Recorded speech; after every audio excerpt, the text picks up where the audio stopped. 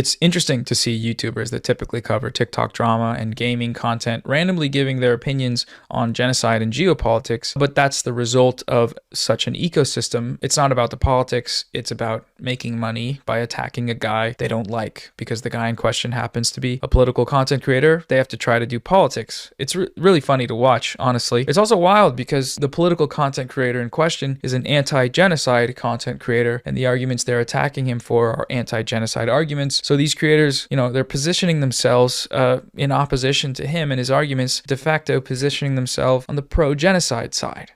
Anti-genocide is pro-genocide. It's quite the precarious predicament they've placed themselves in. Do they realize it? No. Do they care? Probably not. I don't like Noah Samsen for reasons that have nothing to do with any ongoing war conflict, but have all the reasons to do with his attempt to try to put a black woman in her place and failing spectacularly.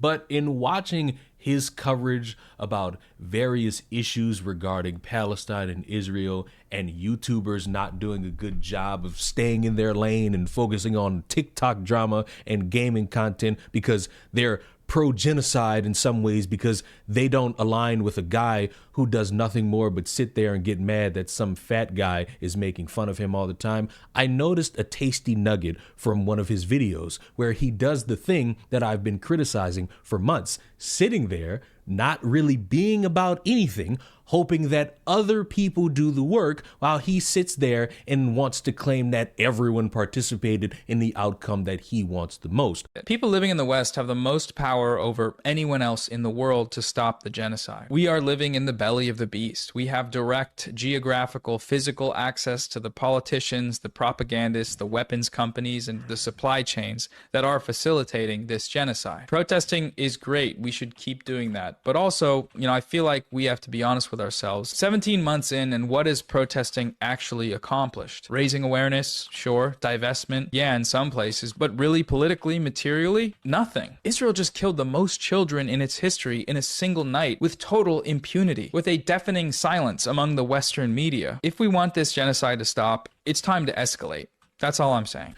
And what makes it all the more interesting about what you just saw is that everyone with a brain saw that and wondered, what are you trying to imply by escalation past, protest and donating and making sure that people are aware because you claim that those things aren't enough? What do you mean by escalating? And because he doesn't really have a strong point to get around that, he just took it out of the video, which proves he's nothing more than a bitchless moron. And what I'm annoyed by more is that when you're somebody who stands to that type of conversation where you want people to do more things than just getting the word out about something being wrong, getting the word out about something being unfair, donating to something that would be of your support and your cause, or just making sure people are aware of current events. Once you get past that point, you have to see people as human enough to be able to do it because, as I understand it, in several other countries that are not America, you can go to jail for not participating in their military. For how long? I have no idea because it's not in front of my face. But you have a guy who said he doesn't want to partake in any of this going on. Today I'm going to refuse to enlist to the IDF because the IDF is committing genocide in Gaza and I must oppose his horrible crimes. I'm going to be in prison for some time because of my refusal, but I'm absolutely certain that this is the right thing to do.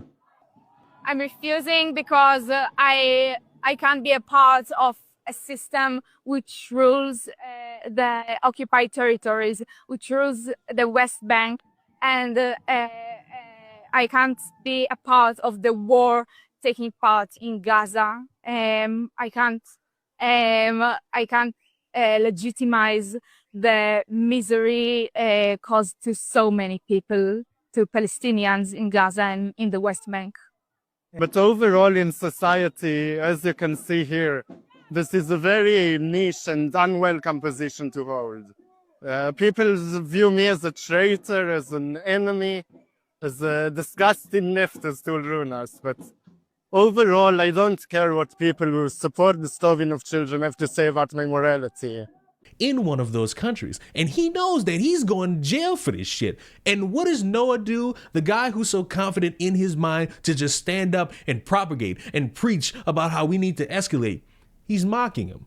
He's mocking the efforts of somebody doing their best in standing up for what they believe in, because in one person's mind, it's not enough because there's not enough people. And I could say hashtag this is my resistance and it all makes everything matter, when it really doesn't. It just spits in the face of people who support what you're behind, doing something more than just protesting, holding a picket sign, or donating money. Because let's be honest, all the money people have thrown at all these different things and this shit's still going on really hasn't amounted to anything. But I'm not going to sit here and try to imply motherfuckers need to do more with some type of power that they don't have, because that constitutes a threat that I won't have an answer for if the FBI comes knocking on my fucking door.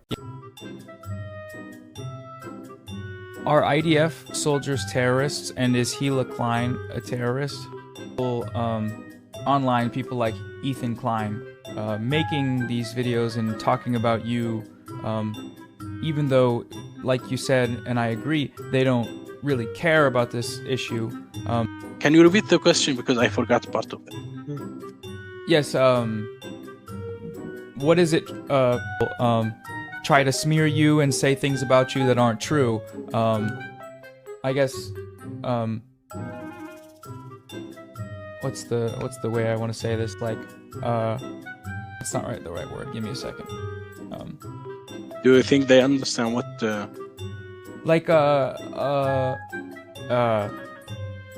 From the people we're talking about, do they share Zionist propaganda, do you think? Do they normalize Israel? That's just my view of it, is the types of things they say, even if they're doing it just because they want to make money, it's still defending Israel. This much lying will, in the future, will ruin his mind and, corrupt his mind. Like, I think that's more Ethan accurate. is going kind of crazy. Yes, because nobody lie this much and have a sane, mind. What he's saying, and he's saying, like, for me, everything I see from him is Zionist propaganda. It's there is nothing I see from him. It's advocating for the innocent people in Palestine. I agree with you. He doesn't know what's going on. I perfectly understand how much one wants to have people informed about real world issues, but when your basis for caring about a subject matter is spending more time having a hate boner for people with the last name Klein, I struggle to understand how sincere you could possibly be, especially when people are doing things and subjugating these individuals into situations that they shouldn't be in, and the people you are aligning with are cheering it on, subtly making threats, and being tied to just being overall pieces of shit. It stands to reason why a lot of people have issues with you and the ilk that's currently trying to be the heroes of society while sitting in chairs or going to places where they're safe enough to say, look over there, that's where all the conflict is, and we're not going to go anywhere over there, but we're still going to call ourselves the greatest journalists known to man to exist because we feel as though that's the only way anyone with a peewee brain could take us seriously. For the love of fuck, if you were to be someone who actually cared about giving out pure information about what's going on, you can just do that. But the fact that you want to run around and try to have all this grandstand around a woman who, based on how y'all are describing, leaves a podcast room and then goes bombing a bunch of children and then just comes back and talks about Nikocado Avocado or something in regards to Hassan Piker, you make it seem as if this is the most evil double agent to ever exist online. I struggle to keep up with how sincere you could actually be when I know full well you should just stick to trying your best to sounding like the snooty individual who just wants people to agree with him. And then when people come in and disagree and show how you're much of a fucking moron, you tend to just not address it at all. Because I say again, looking at people not wanting to participate in the conflict that you have a strong problem with, and you mocking them makes you look like a fucking moron. All in all, I fear many people have good intentions with what they want to do online and with their platforms, but they're too stupid in realizing that the things that they say in their mind or in a group of people that all think the same, that when you say these things, you create a problem. You create having to hear other people's opinions. You create this subject where any good intentions you may have will be followed up with the reality of you said something very fucking stupid. And Noah is someone who has countless times said something stupid, and he needs to proofread the things he says in the future. That way, no one's breathing down his neck. That way, no one's looking at him as a terrorist supporter or someone who's wanting to co-sign threats to people's families or someone who wants to see other people try to enact vigilante justice while he's just sitting there in his chair with his hair 3 different colors. If you want to be about change, it's very easy to do so. You just actually have to stand for something, and I fear Noah is falling down that rabbit hole of being someone who will use a bunch of dead Palestinian kids' bodies to say, I hate Ethan Klein and these are my reasons why, which I'm going to say is not going to lead to the end of any real world conflict.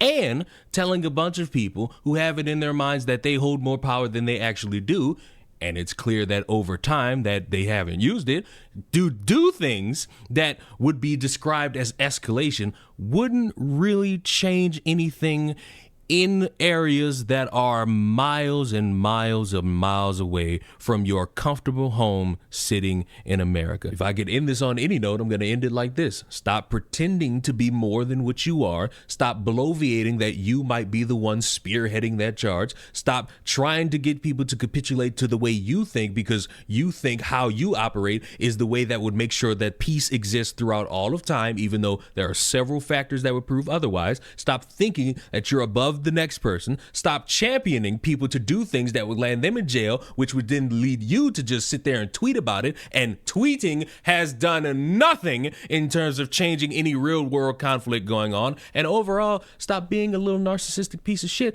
That way, maybe you could come up with an idea that could potentially, maybe, not really, try to end conflict in a country that you're never going to go to for reasons that pertain to you wanting to stay safe away from fucking danger. And also, cut the hate boner for 2 people or a family of people or a podcast group of people just because they disagree with you. Nothing of this shit holds any weight to any real world conflict, and the more you fucks bring that up, the more you distract from it because you need a little bit of that drama to be consistent for these mundane live streams where you're interviewing a bunch of terrorists. Subscribe to the channel. I'll see y'all in the next one. Mwah!